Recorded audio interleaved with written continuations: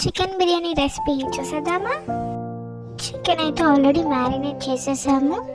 So నార్మల్గా చికెన్ని బాగా వాష్ చేసుకొని అందులో ఉప్పు, కారం, పసుపు, నూనె, పెరుగు, హోల్ గరం మసాలా, 3-4 పచ్చిమిర్చి, కొద్దిగంత గరం మసాలా పౌడర్ ఇవన్నీ వేసుకొని బాగా మిక్స్ చేసుకోవాలి. ఇంకా కొద్దిగా అల్లం వెల్లుల్లి పేస్ట్ కూడా వేసుకోవాలి. ఇప్పుడు చికెన్ని ఫ్రిడ్జ్లో పెట్టేసుకుందాం. తర్వాత ఒక ప్యాన్లో ఆయిల్ వేసుకొని ఆయిల్ హీట్ అయ్యేదాకా వెయిట్ చేయాలి. ఇప్పుడు ఆనియన్స్ అన్ని సన్నగా కట్ చేసుకోవాలి. సన్నగా కట్ చేసుకున్న ఆనియన్స్ని ఇలా చేయితో పిసుకుంటే ఇంకా పర్ఫెక్ట్గా అవుతాయి. ఇప్పుడు ఈ ఆనియన్స్ని గోల్డెన్ బ్రౌన్ కలర్ వచ్చేదాకా డీప్ ఫ్రై చేసుకోవాలి.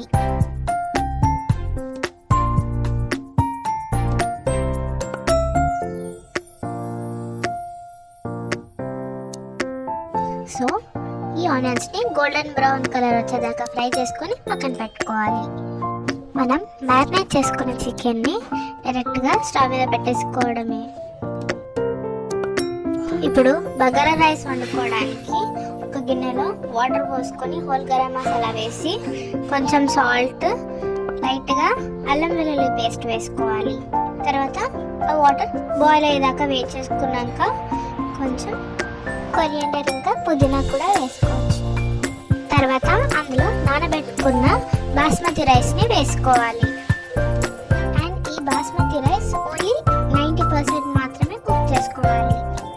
స్టవ్ మీద పెట్టుకున్న చికెన్ ఆల్మోస్ట్ కుక్ అయిపోయింది. 90% కుక్ అయిన బాస్మతి రైస్ని చికెన్లో ఒక లేయర్ లాగా వేసుకోవాలి.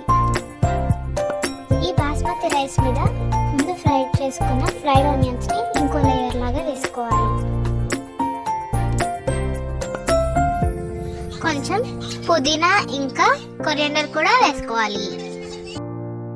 మంచి బిర్యానీ కలర్ కోసం ఒక గ్లాస్లో పాలు తీసుకొని కొంచెం పసుపు కలుపుకోవాలి. ఇప్పుడు ఆ వాటర్ని బిర్యానీ మీద వేసుకోవాలి. బిర్యానీ మీద మూత పెట్టేసుకొని ఎయిర్ ఎక్కడ కూడా పోకుండా చూసుకోవాలి. ఎలాగైనా కవర్ చేసుకోవచ్చు.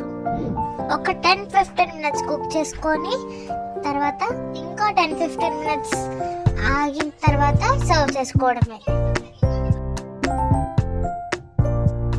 టేస్టీ డెలీషియస్ బిర్యానీ రెడీ అయిపోయింది.